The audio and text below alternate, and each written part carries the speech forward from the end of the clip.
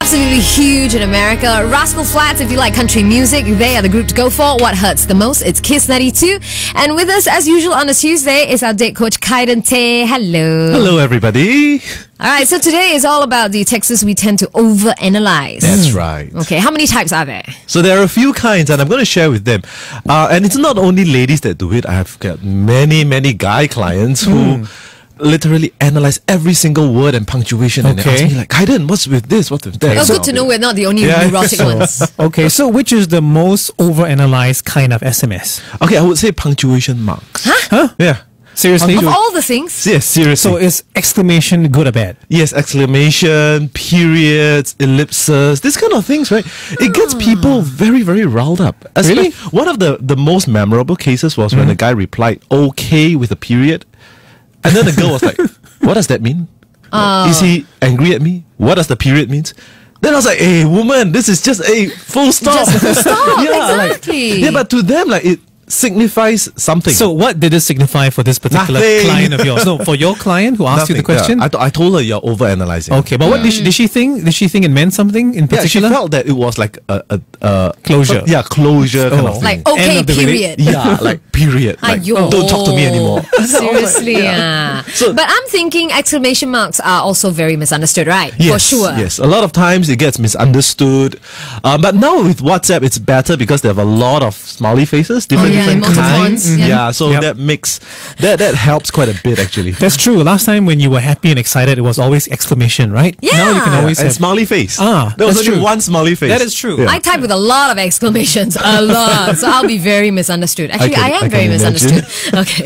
All right. What's the other type of text that is most misunderstood or overanalyzed? Okay, some of them, like, especially for guys, when girls stop putting up smiley faces or no more XOs and stuff, and then they'll be like thinking, she no longer has smiley faces, or she doesn't respond as fast as she did last time. Okay, so is it time for me to give up?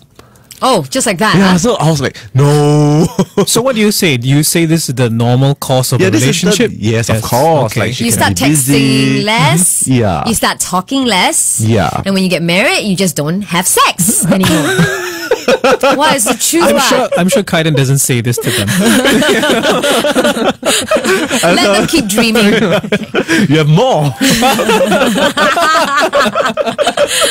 Okay. Teach me something, leh. Okay, go on. Yes. Number 3. Okay, number 3 it's the last scene. I think that's like one of the biggest curses of WhatsApp. The last scene. Yeah, last scene. On top of the name, below the name, right, you get this last scene, and then there'll be like 9:45. Oh, at what time? At what time? Right. Yeah. Oh, okay. So like they will be like, oh, he has seen my messages, but why did he reply me? And they have all sorts of thoughts going in their heads, and I can actually understand why, because sometimes I also look at the last scene, but I would really like to encourage everybody, just ignore it if to the best of your ability. Because there could be many reasons, right? He could be at work, in a meeting, in the pool. Crafting his reply. True. Maybe. With another woman. Hey, that's why we overanalyze. Okay, we're going to come back with more SMSs that people tend to overanalyze. And if you have any questions, it's 9717092. And Kydon, you were saying something? Yep. And instead of overanalyzing the small things, I'd like to share with you what actually to look out for. And these are the things I look out for. Okay, we're going to come back with that next. Kiss Classic. Hey, Jason and Arnold in the morning. We are with our date coach, Kydon. So it's part 2 on how not to overanalyze SMSs, and it will make you so much happier. Yes, that's right. And so a lot of times what my singles do is they miss out the forest for the trees. So they look at very tiny stuff like punctuation and full stops and whatnot. And then when I look at the SMS, right, first thing I always look out for are the number of messages from one another. Okay. So I'll just scroll up and down and just get a relative feel of how many messages is the girl sending or you sending or things like this. So we are looking at about 50-50 or at most like 60-40. So I need to count lah. Since I've sent him 3, I must wait for 3 before I send one more. That's a very calculative way. But generally, I would say that is actually quite accurate. So I used to do that, If you send 3, right, then don't go and send another 5 more. Yeah. And then it doesn't reply, send another 10 more. You got to control yourself, your urges, right? Yeah, it is. So, keep it together. So the idea is to have like 50-50. That's the best. Okay. So that's the first thing. The second thing is I always tell them to think before they type. A lot of people, they will just type instinctively. So the messages will come in and I'll type instinctively. And what happens is that those kind of messages are very boring and it's very difficult to lead up on. Yeah, so I always tell them, look at this specific message and say, this is very boring, and I'll tell them to think of like alternative messages to type instead. Make it easy for them to reply. That's right. Make it easy and show interest. Especially if you're a guy, you need to show interest to the girl. So a lot of times they don't dare. And for guys as well, because you guys need encouragement, right? You got your pride, your ego, and all those things. So the misinterpretation is a boring message that isn't actually meant to be boring. Yes. So it's like a boring message and I send it to the girl and then the girl doesn't reply me and then I think, oh, what's happening?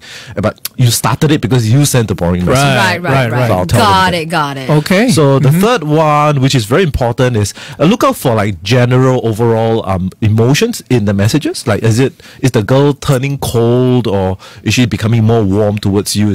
Are you teasing her? Is there humor? Are you all laughing and things like this? So like very, very general outlines. One of the key things that I always look for are the turning points. So there are, for example, the girl might be cold and then after that she becomes more warm. She starts texting you more. Why would they do that?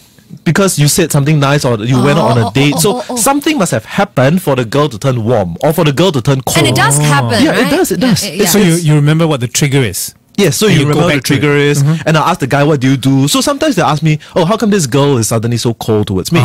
And the first thing I look for the messages, and there will always be a point where she was warm and then it dips. Well, I've forgotten just how hard dating is. Be thankful, man. Yeah. It actually is very, very tough for them. Wrapping up, are there any highlights or very important points, remember, before you go? Okay, so I think, don't look at the small things, look at the overall picture, how many messages you're sending all together, the emotions that you're sending out. Think before you send. I think that's most important. If you want to look Kydon up, he's from Lunch Actually, and you've got a website. Yep, lunchactually.com. Thanks, Kydon. You're welcome. See you again soon. Maddie, Jason, and Arnold in the morning. Absolutely huge in America. Rascal Flatts, if you like country music, they are the group to go for. What hurts the most? It's Kiss 92. And with us